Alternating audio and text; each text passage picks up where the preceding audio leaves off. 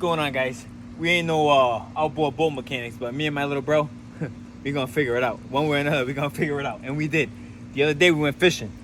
This line here, we didn't know at the time, but the ignition, there's a beep when the boat's running, and it just kept beeping and beeping and beeping. We didn't know what it was at the time, so we cut the wire so that we can stop that annoying sound. But now we figured out what it all was. Now we're home, we're relaxed. So this was cracked. So it was air getting in, obviously, and just leaking out gas, a bunch of gas. This goes right to the pump.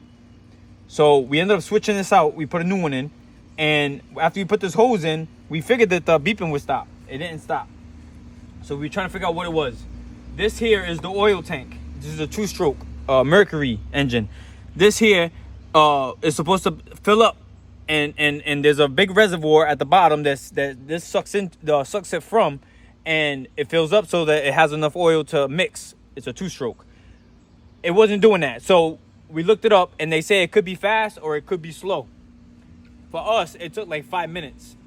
We opened this up, and we just left the top off of it, and we just kept waiting and waiting for like 5 minutes, and it filled up very slowly for us. Like I said, it could be fast for you. It could be slow. For us, it was really slow. Eventually, it did fill up.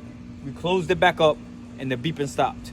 So obviously, air got into the system, and it needed to be the air taken out of it. And that's how you're able to take the air out of this. We were able to just undo this and wait until it filled up, and we were able to close it, and it fixed the issue. So if you're having a beeping issue with it, you're hearing your engine and your ignition in the front beeping, it's usually the oil is what that is.